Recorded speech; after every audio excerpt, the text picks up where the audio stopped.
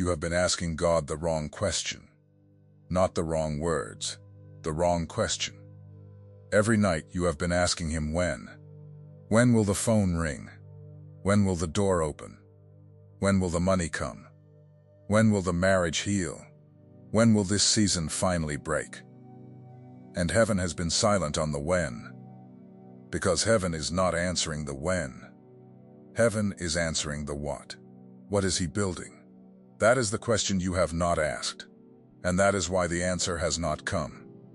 Listen to me.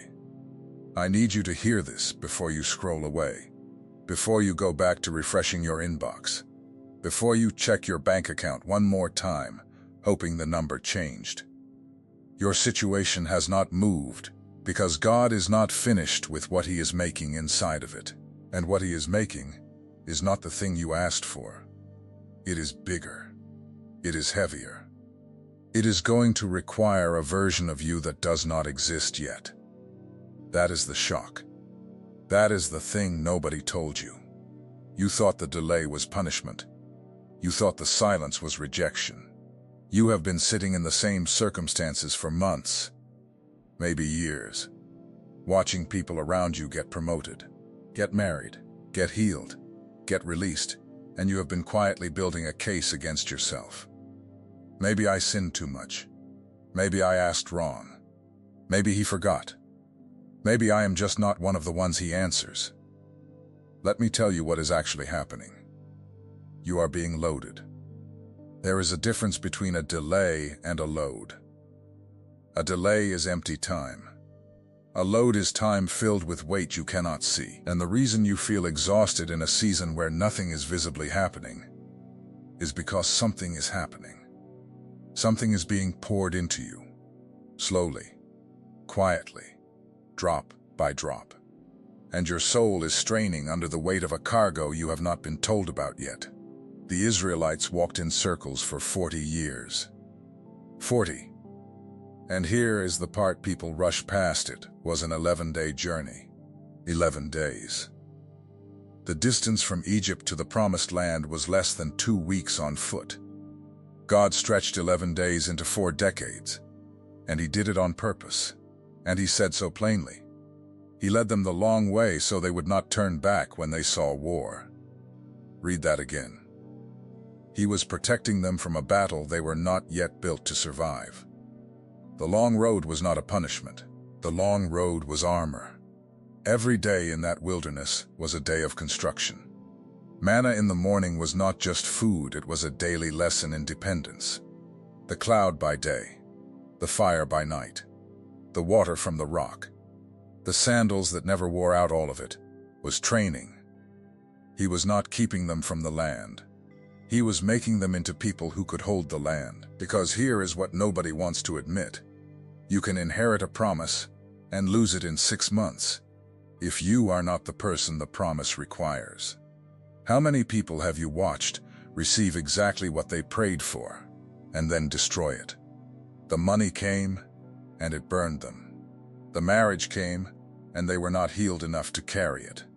The platform came and the pride ate them alive. The healing came and they went right back to the habits that broke them. They got the thing. They did not get the character. God is not going to do that to you. He loves you too much to hand you a blessing that will bury you. Think about Joseph for a second. 17 years old, dreaming about stars bowing down, and by the time the dream actually landed, he was 30. 13 years. And what were those 13 years? A pit, a slave market, a house where he was falsely accused, a prison where he was forgotten by the one man who promised to remember him. Now here is what I want you to see. Every single one of those places was a classroom. In Potiphar's house, he learned administration. He learned how to run a household, manage resources, oversee people, handle money that was not his. That was Egypt's economy in miniature. In the prison, he learned to interpret dreams under pressure. He learned to serve when he had nothing to gain. He learned to keep his integrity when there was no audience. He learned how to lead men who had lost everything, which is exactly what he would need when famine hit, and the whole world came to Egypt starving. Joseph did not go from the pit to the palace. Joseph went from the pit to the palace through the training that made him worth the palace. And if Pharaoh had promoted him at 17, he would have been a boy with a dream and no capacity. He would have been eaten alive by that court. The dream would have killed him. So God took 13 years, and he built a man who could stand in front of the most powerful ruler on earth and speak with a steady voice. Do you understand what I am telling you?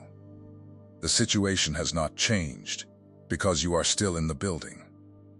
And I know how that lands, because I have sat in that building. I want to tell you who I am, because I think you should know who is speaking to you. My name is George.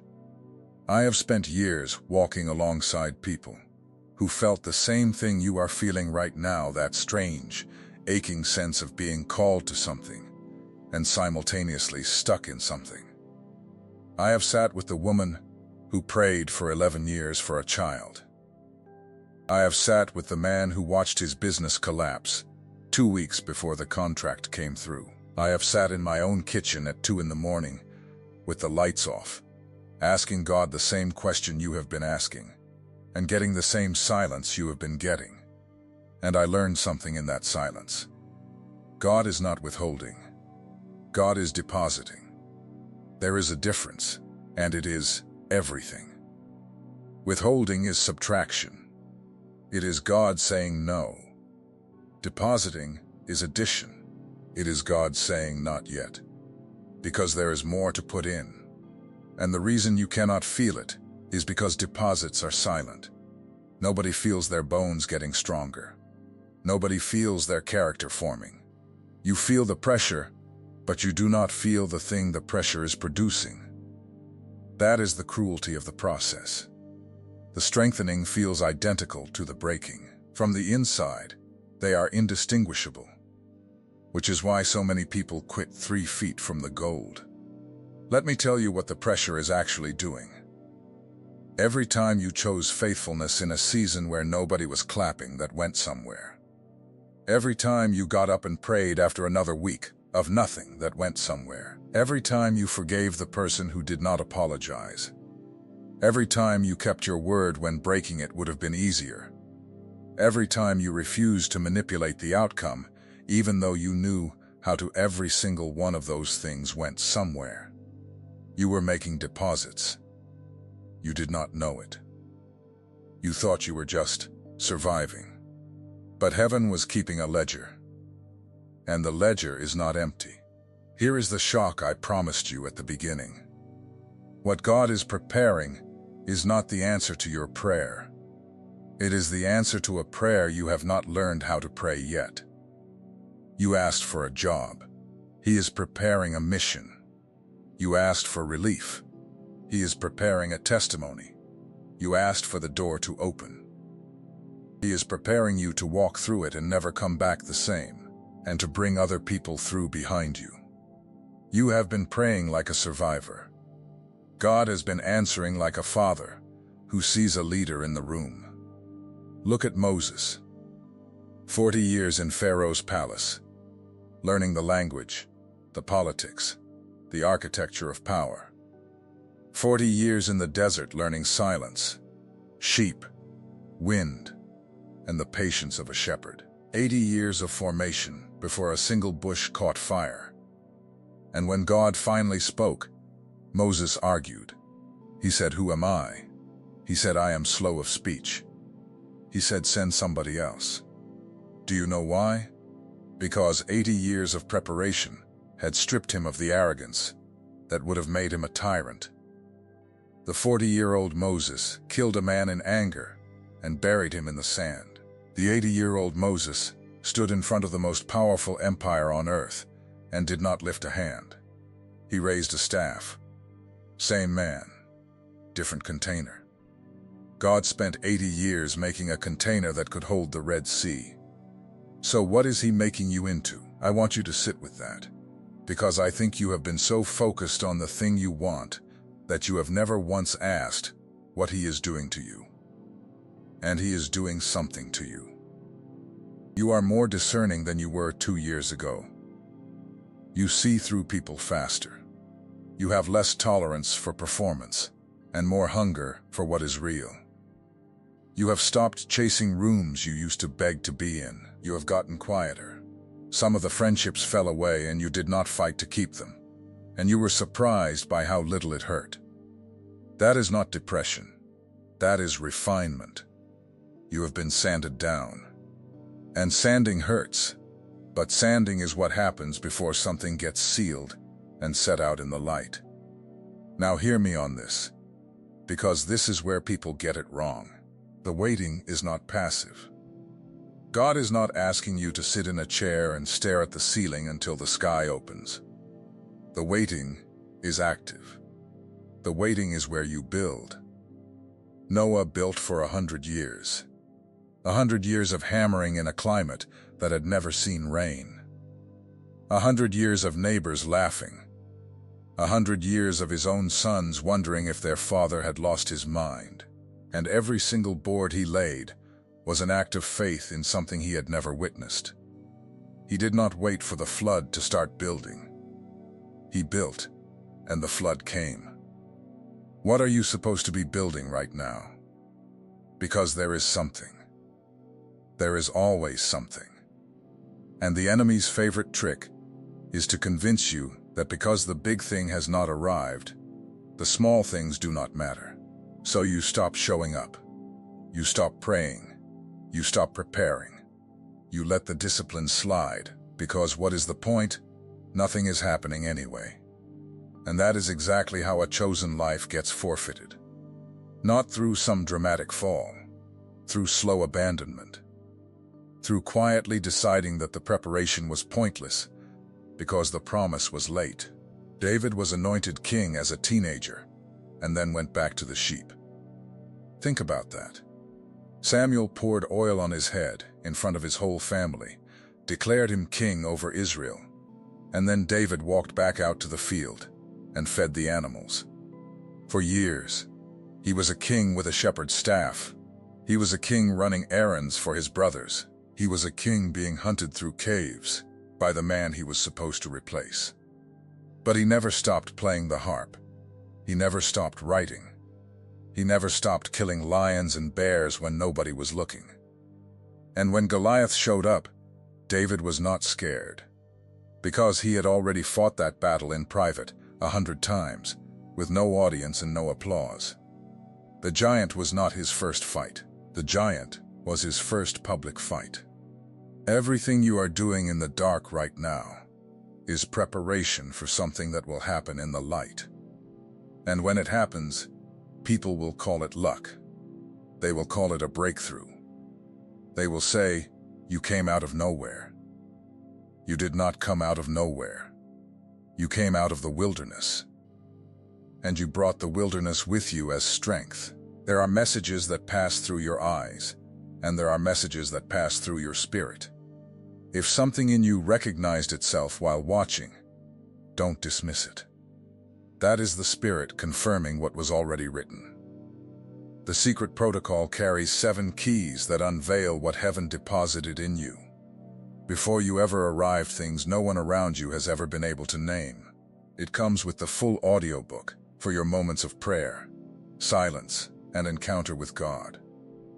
And you also receive the awakening map, the guide that illuminates the 5 seasons of spiritual awakening, revealing with precision exactly where you are and what comes next. The link is pinned in the first comment, but only for a limited time. Don't let this moment pass without a response. Let me tell you about a woman who understood this in a way most of us never will. Hannah wanted a child. That was the whole prayer. One child. And year after year she went up to the house of the Lord. And year after year she came home with empty arms.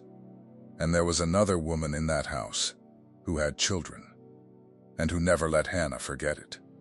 Every meal, every festival, every family gathering, there was someone in the room whose life was the exact shape of the thing Hannah could not have. Do you know that woman? Do you have a version of her in your life right now? She wept so hard in the temple that the priest thought she was drunk. Think about how that must have landed. She was pouring out the deepest grief of her life, and the man of God accused her of being intoxicated. Even the church got her wrong. But here is what Hannah did that changed everything.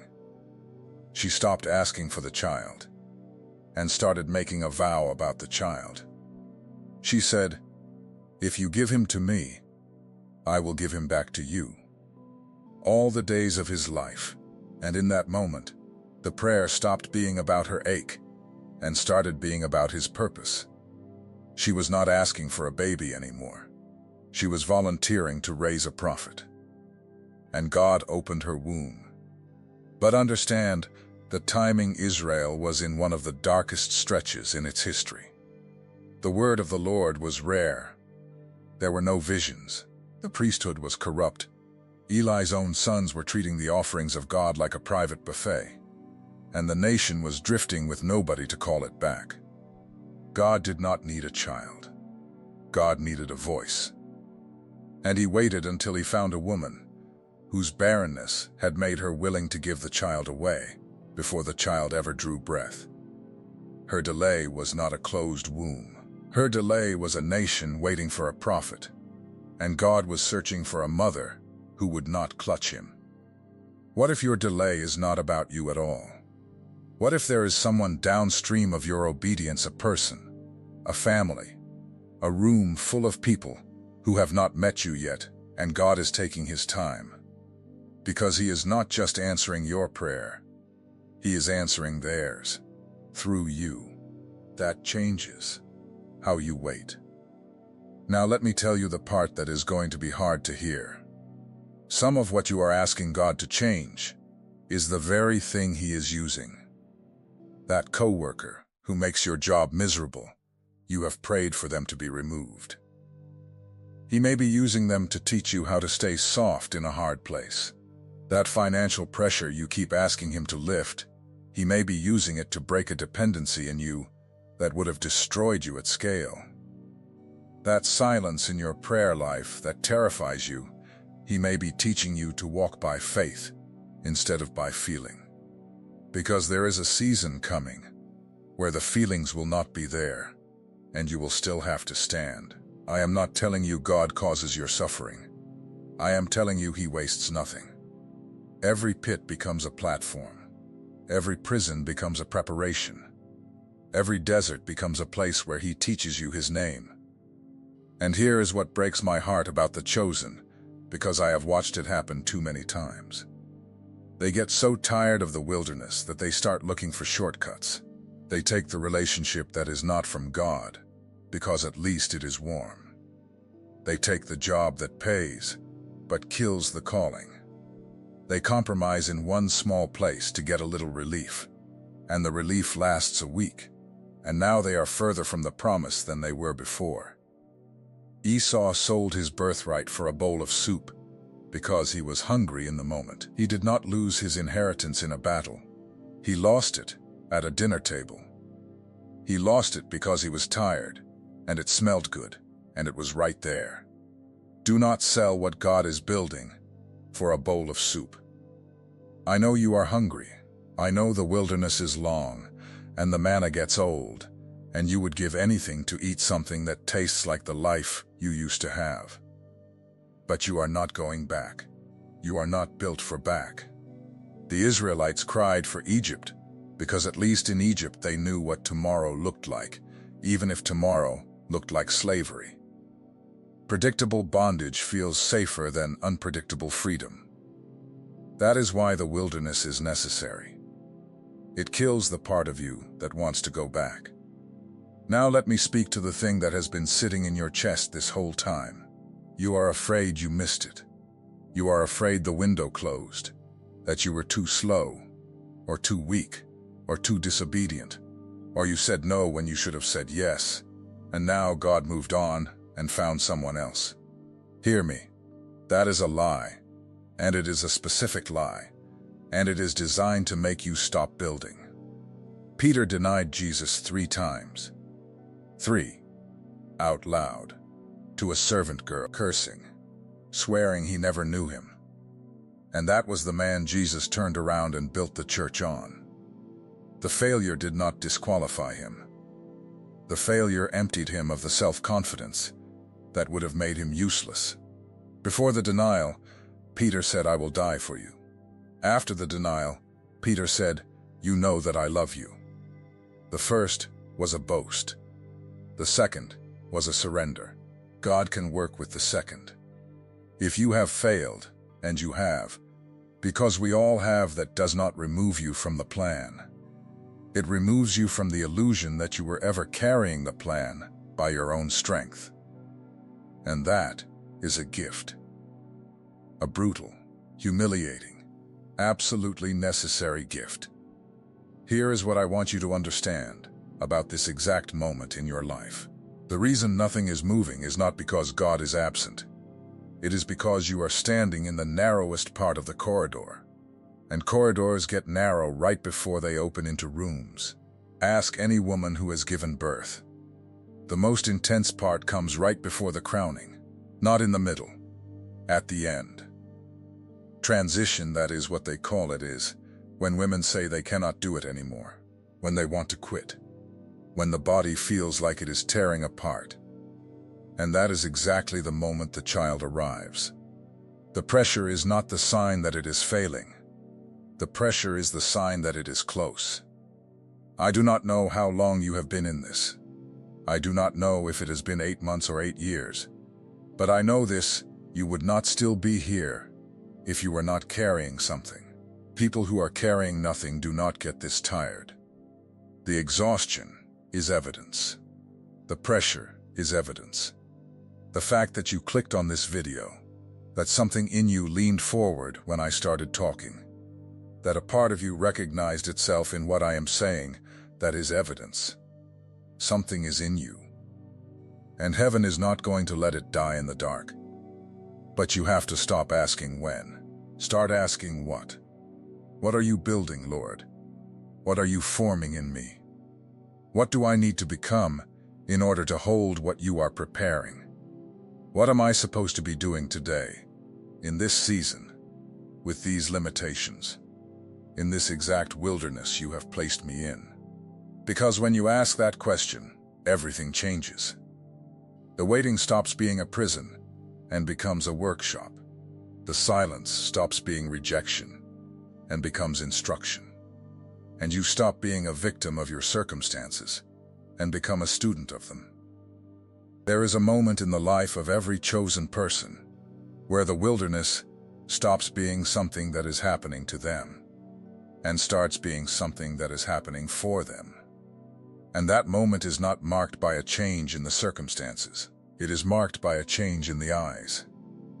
Elisha's servant woke up and saw the enemy army surrounding the city, and he panicked. And Elisha did not pray for the army to leave. He prayed for the servant's eyes to open. And when they opened, the servant saw the hills covered with horses and chariots of fire, and they had been there the whole time. The circumstances did not change. The seeing changed. That is what I am praying for you right now. Not that your situation would suddenly break, though it may, and it might break faster than you think, but that your eyes would open in the middle of it, that you would see the fire on the hills, that you would recognize you have never, for 1 second, been alone in this, that every difficult day has been counted, that every tear has been kept, that the God who has not answered your when has been answering your what the entire time, and you just did not have the ears to hear it. He is preparing something, and it is going to shock you. Not because it is bigger than you dreamed, though it is, but because when it arrives, you are going to look back at the wilderness and realize it was not the obstacle to the promise. It was the first half of the promise. Every hard year, every closed door, every night you cried out and heard nothing, every friend who left, every plan that fell apart in your hands, all of it woven, all of it intentional, all of it a father shaping a son, shaping a daughter, into someone who could carry weight without being crushed by it. And when you finally stand in the thing he has been building toward, you will not be able to separate the gift from the wilderness that formed you to receive it. They will be the same thing. Now, before you go, I want to hear from you. Not a generic comment. I want something specific. Tell me the exact number of years or months you have been in your wilderness. Just the number. And then tell me one thing, one single thing, that this season has built in you that you did not have before it started. A strength, a discernment, a patience, a holy stubbornness. Something you would not trade back even if you could. Because I want you to see it in writing, in your own words. I want you to look at what you type and realize you did not come out of this empty. You came out of it loaded. And remember, everything I spoke about goes deeper inside the secret protocol, pinned in the first comment. The 7 keys, the audiobook, and the awakening map are there waiting for you whenever you're ready to take the next step.